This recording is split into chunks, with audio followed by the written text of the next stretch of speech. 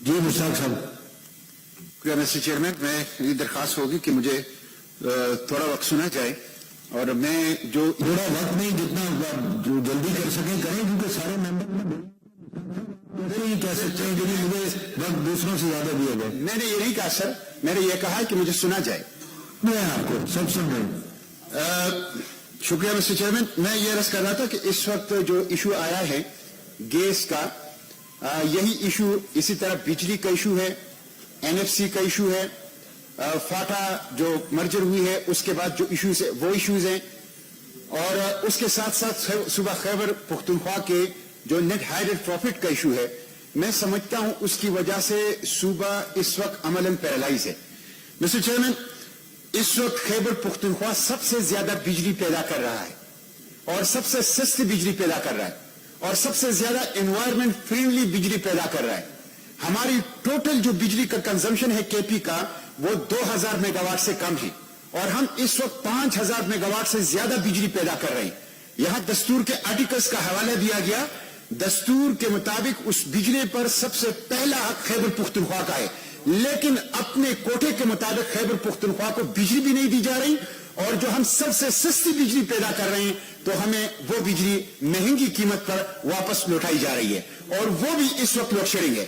Gas کی صورتحال اس وقت یہ ہے کہ اس وقت ہماری جو جنوبی اضلاع ہیں اور جو سیٹل ٹرائبل ڈسٹرکٹ جو اس وقت کے پی کے اندر مرج ہو گئے ہیں وہ بھرے ہوئے ہیں گیس کے ذخائر سے.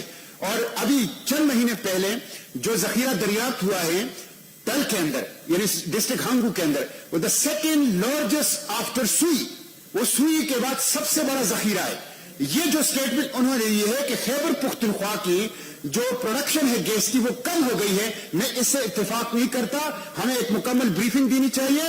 وہاں ذخائر دریافت ہوئے ہیں، حکومت اس کو استعمال نہیں کر پا رہی.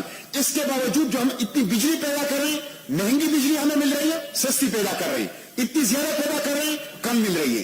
گیس پیدا کر رہے ہیں، وہ گیس ہمیں نہیں مل رہی. اس وقت پشاور شہر کے اندر چولہے بالکل ٹھنڈے ہیں، زبردست قسم کا بحران ہے، پریشر کم ہے اور لوگ تکلیف میں ہیں. اور پھر اس کے ساتھ مسٹر چیئرمین آپ دیکھ لیں کہ NFC جو ابھی تک نہیں دیا جا رہا، نہ NFC کنسٹیٹیوٹ کی جا رہی ہے، اور کنسٹیٹیوٹ ہوگی تو اس کے بعد NFC ایوارڈ دیا جائے گا. اس میں سب سے زیادہ نقصان وہ چھوٹے صوبوں کا بالخصوص خیبر پختونخوا کا ہوگا. اس لیے اس طریقے سے بھی خیبر پختونخوا کو نقصان پہنچایا جا رہا ہے. جو بجلی کا نیٹ ہائیڈڈ پروفٹ ہے، 10 سال 15 سال پہلے وفاق نے خود آربیٹریشن کے ذریعے سے تسلیم کر لیا کہ خیبر پختونخوا کے 200 ارب روپے مقروض ہے اسلام آباد، لیکن اس کے باوجود جو نیٹ ہائیڈڈ پروفٹ ہے وہ نہیں دیا جا رہا. جو NFC میں ہمارا شیئر ہے وہ نہیں دیا جا رہا. اور کے پی کے اندر جو سیٹل فاٹا ڈسٹرکٹ ہے ان کو مرج کیا گیا. کہا گیا تھا کہ 3% NFC ان کو دیا جائے گا. 3% NFC تو اس وقت دیا جائے گا جب NFC کنسٹیٹیوٹ ہوگی، جب NFC ایوارڈ دیا جائے گا. اس وقت کہا گیا کہ 1000 ارب روپے 10 سالوں میں 100 ارب پر ایئر کے حساب سے دیا جائے گا. کوئی اس کا پتہ نہیں چل رہا.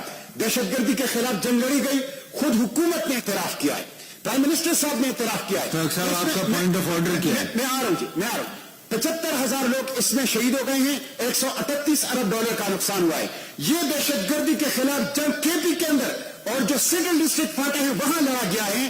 سب سے زیادہ نقصان انفراسٹرکچر کا، اسکولوں کا، اسپتالوں کا، تجارت کا وہاں پہ ہو چکا ہے. خیبر پختونخوا کی کنکلوڈ کر رہا ہوں. خیبر پختونخوا کی جو صنعتی بستیاں ہیں وہ عظیم صنعتی قبرستان کی شکل اختیار کر چکے ہیں. وہاں عملاً ترقی کا پہیہ رک چکا ہے. اس لیے میری درخواست یہ ہے کہ خیبر پختونخوا کے ساتھ یہ ظلم بند کر دیا جائے. تمباکو کے اوپر 300 روپے پر کے جی ٹیکس لگایا گیا، 10 روپے سے بڑھا کر منی بجٹ کے اندر. وہ کراپ جو 120 ارب روپے سالانہ ٹیکس دے رہا ہے وہ خیبر پختونخوا کا واحد کیش کراپ.